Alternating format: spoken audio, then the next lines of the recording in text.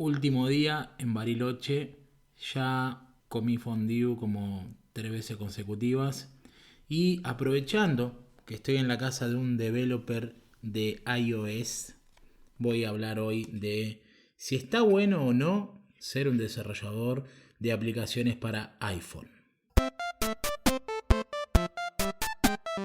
Hola terrícolas, ¿cómo están? Jonathan Ariste en directo desde la ciudad de Bariloche. Hoy me encuentro nuevamente acompañado por el ya querido amigo del podcast, el señor Fogo. Bienvenido, Fogo. Buenas, ¿cómo va?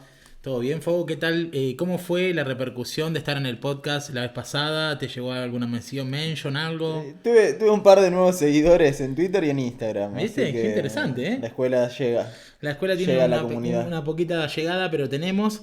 Bueno, y hoy con Fogo vamos a hablar un poco de algo que yo sé que a ustedes les interesa, que es qué tal esto de ser desarrollador en iOS para aplicaciones iPhone y demás. Pero vamos a empezar, Fogo, con esta cosa de hacerte una pregunta muy concisa, que es ¿cómo te sentís vos ahora siendo freelancer, ya que es lo que haces, trabajas desde tu casa?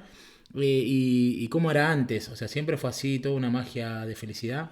No, yo antes trabajaba en una oficina normal, cumpliendo un horario. Igual más o menos el horario, los que ya son programadores saben que hay empresas en las que los horarios son un poco más flexibles y otros en los que sí son súper estrictos.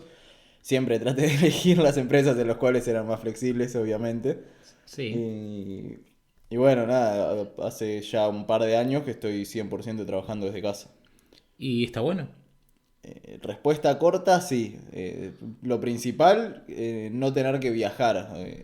Yo siempre viví lejos de los trabajos y entonces tenía por lo menos una hora de viaje como mínimo para ir y una hora para volver. Entonces ya tenías Ya ahí ahorrás. 2 horas de calor apretado con gente en un tren, en un subte, en un colectivo. Así que calculo que eso no le gusta a nadie. Así que si alguien dice a mí no me gusta trabajar desde casa porque me gusta el colectivo, seguro que eso no existe. Es muy importante tener un buen escritorio para ser freelancer.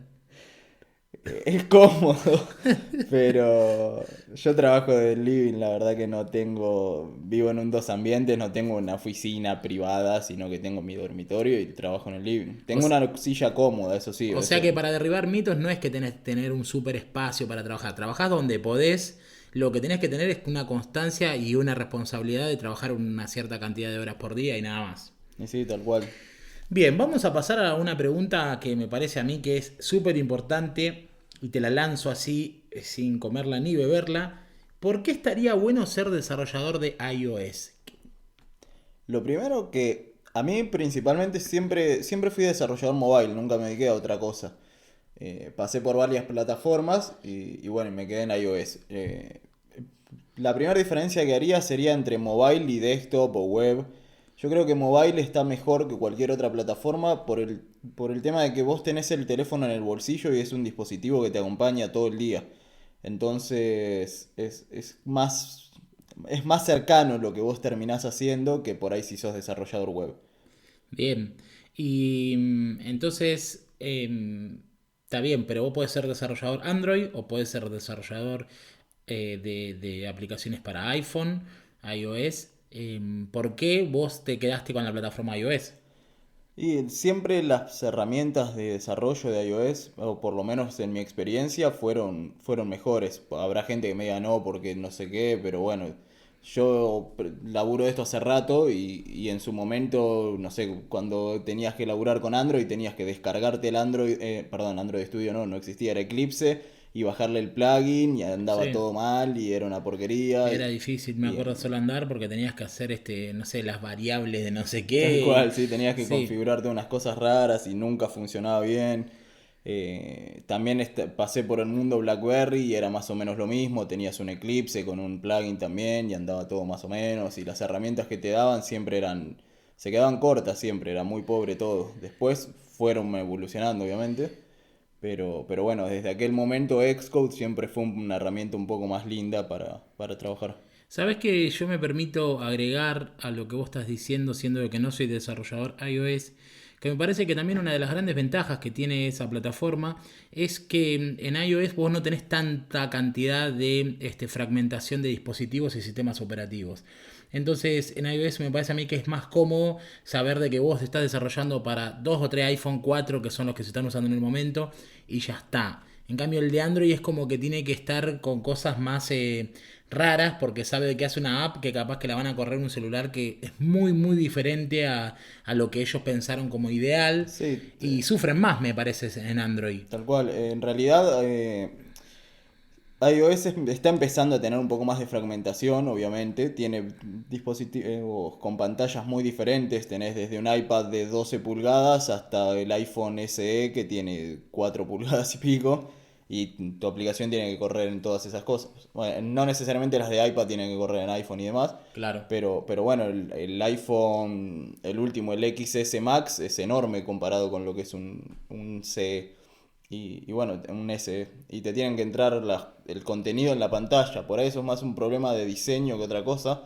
Porque si laburás bien, con constraints se puede hacer que funcione bastante fácil todo. En cambio en Android sí, es como vos decís, Sí. haces una aplicación y capaz que hasta la terminan corriendo en una heladera, no sé, Claro, porque tenés porque en cualquier lado. ese es el tema, porque imagínense de que iOS ahora está empezando a tener fragmentación, pero es una sola marca, no son muchas. Entonces, si nosotros pensamos en Android, sería como decir, bueno, yo desarrollo para todos los diferentes Samsung que hay, pero no hay solo Samsung, hay Huawei, hay LG, hay tantas marcas y tanta variedad que o sea que se multiplica por cientos la diferencia que hay de dispositivos. Así que me parece que por eso iOS está bueno si no querés romperte tanto la cabeza y bueno, y ni hablar de utilizar herramientas sólidas como las que desarrolla Apple. Pero, y ya metiéndonos súper en tema, ¿cómo arranco entonces? ¿Qué necesito? ¿Cuáles son las herramientas? ¿Cuáles son los pros, los contras? ¿Qué me puedes contar? Yo quiero empezar a hacer iOS. Y para empezar, y de paso ya te hago dos respuestas en una. Para empezar, ¿y cuál es la contra? Es que necesitas una Mac, sí o sí. No hay manera de desarrollar una aplicación para iOS que no sea desde una Mac. Podés sí hacer una Hackintosh y esas cosas raras, pero bueno, siempre es mucho más difícil. Sí, y Entonces, ahí quiero decirle a la gente que tampoco se asusten porque, por ejemplo, una Mac usada, la Mac no es lo mismo que la PC, y acá quiero hacer una salvedad, perdón que te corta, ujú, pero la Mac no es lo mismo que en PC. En PC es raro comprarse una PC usada, una laptop. En cambio, en Mac tienen mejor valor de reventa, pero ¿por qué? Porque se mantienen y se conservan en mejor estado. Así que yo no me asustaría con el tema de tener una Mac porque por 20.000 pesos puedes conseguir una Mac viejita claro. 2015 usada y podés desarrollar tranquilamente. Sí, sí, tal Obviamente, por cual. ahí los tiempos de render van a ser diferentes a tener la última, pero vas a poder estar trabajando. Sí, sí, vas a poder empezar tranquilo con eso. Entonces, tener una Mac sería una de las contras. Sí, y es lo primero que necesitas, sí o sí. Y después, un iPhone es una ventaja. No necesitas tener un iPhone para poder programar para iOS, porque el simulador funciona bastante bien. Lo que pasa que sí es una ventaja tener el iPhone porque tiene dos grandes ventajas. Primero, que la aplicación en la mano se siente diferente. Entonces, por ahí, algo que vos pensabas que estaba bien en el simulador, cuando lo usás con el teléfono en sí, no es lo mismo. O inclusive tamaños de botones y demás, porque vos en el simulador usás con el cursor y entonces por ahí un botón de 10 por 10 píxeles o puntos, en realidad es en iOS, es suficiente, lo apretás bien y listo, pero después cuando vos lo tenés en la mano te das cuenta que es un botón súper chico y es muy difícil pegarle. Claro, es Entonces verdad. Bueno, esas y hay son... cuestiones de UX que, bueno, los seguidores del podcast seguramente conocen bien de que siempre hay que tener en cuenta el tamaño importa en la interfase. Así que bien, Bueno, y después algunas ventajas en cuanto a que el simulador es eso, es un simulador, no es un emulador. Entonces hay algunas APIs que funcionan en el simulador porque está corriendo en la Mac. Por lo general cuando trabajas con videos y cosas así, hay coders que los levanta de la Mac y entonces en el simulador funciona y cuando lo corres en el teléfono no anda. bien, Pero es para eso es muy para cosas muy específicas. Una app normal podría ir. podrías trabajar muy bien desde el simulador. O sea que con 20K ya podrías estar en carrera. Y también igual es cierto que hay cosas como el Force Touch y cosas que no vas a poder emular y que nada, si estás programando con ese tipo de cositas, con el emulador vas a estar Tal cual, sí, un sí, no poquito, lo puedes probar. un poquito complicado. Bien, y ¿cuáles son las herramientas que necesito para hacerlo? O sea, me bajo simplemente Xcode. Xcode, nada más. Lo bajás Xcode. del store y listo. Para correr lo que es la aplicación desde el teléfono, antes era obligatorio comprar el programa desarrollador de Apple, porque para poder publicar aplicaciones sigue siendo obligatorio. que tiene un costo de $100 anuales, pero hace un par de años liberaron que puedas correr una aplicación en el teléfono sin tener que pagar. O sea, sí te tenés que registrar, pero es gratis. Pagás Bien. solo para poder publicar en el store. O sea, de que yo para poder tener mi aplicación, o sea, termino mi aplicacioncita y tenerla en el store de Apple, necesito tener una licencia que me sale $100 anuales. Tal cual. Bien, buenísimo. ¿Y cuánto tarda en aceptarse la aplicación? Y normalmente el primer build tarda un poquito más, como que te lo revisan un poco más. Después, cuando vas subiendo actualizaciones en el día o al otro día ya está. Pero si no, te tarda por ahí 3 días, 2 días, depende. No es muy fijo. ¿Y tiene muchos requisitos de buenas prácticas para que la aplicación sea aceptada? Uf, ese es todo un tema. Hay Porque, un montón de debates sobre eso. por ejemplo, en Android hace poco, bueno, no hace tan poco, Google cambió las políticas y empezó a pedir de que sí o sí tenga una web con los términos y condiciones de la app. Y si no las tenías linkeadas, no te la aceptaba. Y después otra cosa que Google empezó a romper era si pedías permisos de más que no utiliza la app. O sea, por ejemplo, Ujú. si la app, le explico a los que nos están escuchando, los permisos son, vieron cuando instalan una app que le dice voy a tener acceso a la cámara, a los contactos, a tu vida privada, a todo, o algunos que no te piden nada. Bueno, esos son los permisos. Y Google empezó a penalizar aplicaciones que pedían permiso, por ejemplo, a la cámara si no la usaban. En Claro. iOS hay cosas así. La verdad que nunca me pasó porque nunca pedí permisos que no necesite, Bien, pero, pero en realidad hay permisos que sí son más fáciles y otros que no. Por ejemplo, a mí me pasó en una aplicación en la que estoy trabajando que pedimos permiso a los contactos. Entonces Apple nos dijo, ok, si vas a pedir permiso a los contactos, me tenés que mostrar, tenés que poner pública tu política de privacidad en cuanto específicamente a los contactos. Que bueno, en nuestro caso, como en realidad la aplicación toma los contactos y los muestra en la app, pero no se suben a un servidor ni nada, nosotros no es que tomamos esos contactos, no hay una política de privacidad porque en realidad no hacemos nada con esos datos, solo se los mostramos al usuario en otra interfaz diferente. bien. Entonces, con eso fue, bueno, ok, si vos no te vas a tomar esos datos, no hace falta la política. Bien, y todas estas discusiones con Apple y todo es en inglés. Tiene algo de soporte en español, pero sí, principalmente ese soporte es en inglés. Bien, entonces tenemos que tener 20 lucas y saber inglés. Vamos. Ah, con Google Translate anda, ¿no? ¿Sí? Sí, sí, no se cierran Che, en y que sea tan no sería una específico. tradición utilizar Google Translate para aprender a programar en Mac. Y si no, preguntar a Siri que te lo Claro. transcriba, pero no. Bien, buenísimo. ¿Dónde consigo info? Bueno, ponerle ya tengo mis 12 lucas, sé hablar un poco inglés o qué sé yo. ¿Dónde empiezo? O sea, está bien, hay cursos, pero ¿vos Sí. dónde aprendiste? Y leyendo, la verdad que donde empezás es como tener una idea de qué querés hacer. Querés, no sé, mostrar qué lugares hay cerca tuyo en una tabla y mostrar un detalle. Bueno, para eso vas a necesitar una API de Google Places o de Foursquare, lo que quieras usar. Y entonces vas a tener que empezar como ir paso a paso resolviendo problemas y eso va a ser lo que haga que vayas empezando a entender cómo funciona todo. Eh, Depende si sabes programar o no. Si ya tenés una base, es mucho más fácil porque solo buscas, ok, ¿cómo hago un request a una API?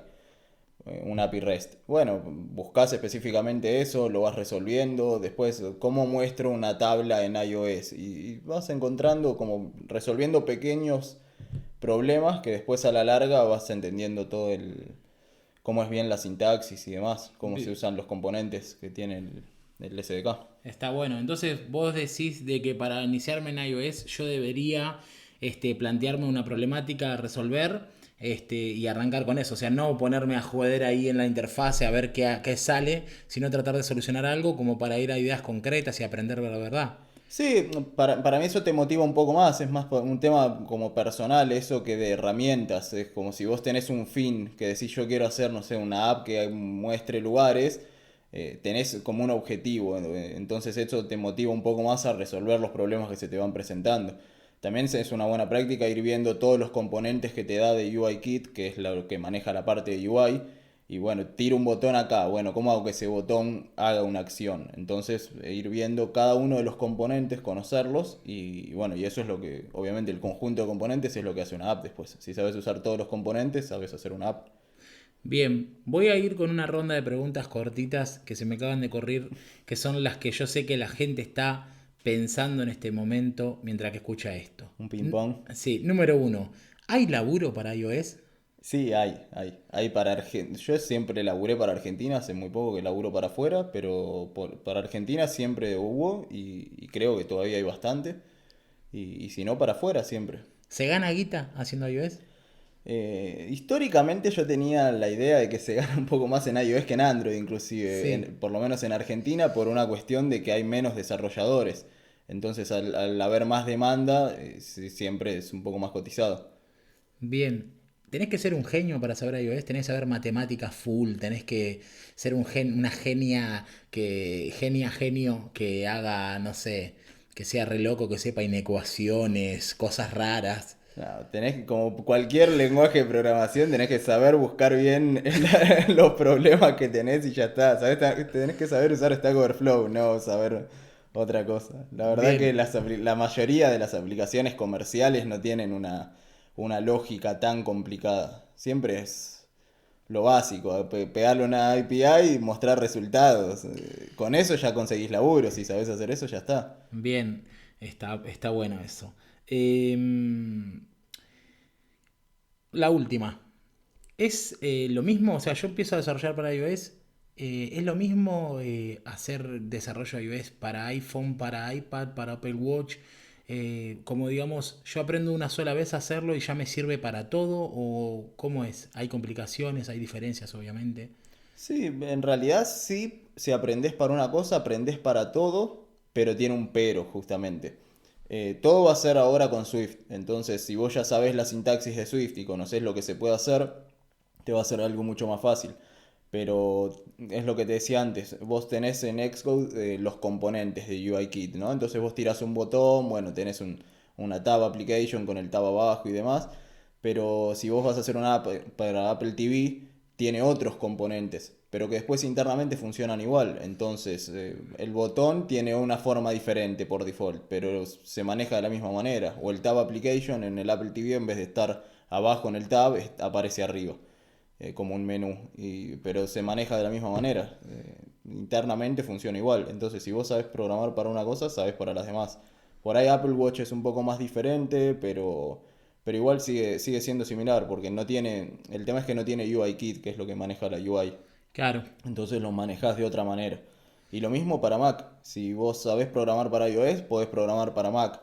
Pero lo mismo otra vez, no tiene UIKit Mac. Entonces toda la parte de lógica sí la vas a poder hacer tal cual exactamente, pero la parte visual la vas a tener que hacer de otra manera.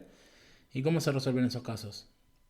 ¿Tenés que dibujar los componentes vos? No, tiene otros componentes. Ah, tiene otros componentes. Igual ahora están haciendo hay un proyecto que va a hacer que corra UIKit en Mac también, entonces vos Sí, podrías hacer una aplicación universal real que corra en claro. Mac y en iPhone. ¿Hay futuro entonces en iOS? O sea, digamos como que si yo me pongo a aprender ahora a desarrollar en Swift, ¿hay futuro? O sea, como que vos ves de que esto sigue la gallina de los huevos de oro. Y sí, hace poco hace poco, ya hace un par de años salió el Apple Watch, pero justamente ya sabiendo programar para iPhone, salió un dispositivo nuevo del cual vos ya sabías trabajar y es un dispositivo completamente nuevo. Ya podías trabajar para eso sin tener que aprender mucho más, solo un poco. O sea, de que vos decís de que estamos en un buen momento para empezar a hacer Swift, porque digamos el mercado está estable Ujú. y está en crecimiento, pero también hay una realidad de que la gente cada vez instala menos apps. Entonces ahí tengo que hacerte otra pregunta obligada, que es el tipo de desarrollos que para los cuales nos van a contratar. No son como al principio cuando era, no sé, la peluquería Johnny que quería una app para que reservar o para ver cómo te quedaba el pelo en la cabeza. Las apps ahora como que son más grandes, ¿puede ser? Sí, son más grandes. En realidad se busca que tenga una finalidad real, que sirva para algo, no como antes, justamente que tenías una peluquería y entonces hacías una app para la peluquería, pero igual sigue habiendo un montón de caminos diferentes. Es más eso pensar en la idea que en el desarrollo. Para mí eso no afecta al programador, sino al que piensa la idea de la aplicación en realidad. Claro. Y como desarrollador, entonces, más que vas a trabajar para terceros que para clientes finales. El cliente no va a ser un cliente final, o sea, no va a ser la empresa que necesita la aplicación, sino que vas a trabajar así digamos como que la fuente de trabajo casi siempre va a venir de una agencia o de alguien que esté manejando eso, o vos trabajas para clientes finales mucho.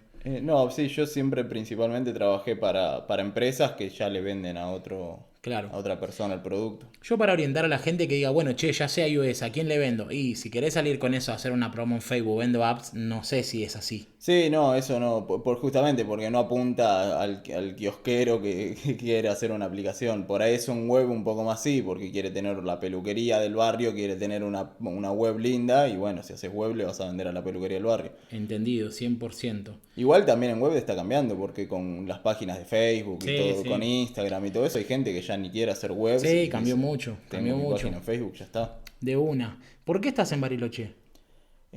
Porque como vos decías, trabajo desde casa y entonces yo vivía en Buenos Aires y dije, ¿qué lugar es el lugar más lindo para vivir en Argentina? Y bueno, teniendo trabajo y pudiendo trabajar desde cualquier lado, elegí Bariloche, que es prácticamente vivir de vacaciones, vivir acá.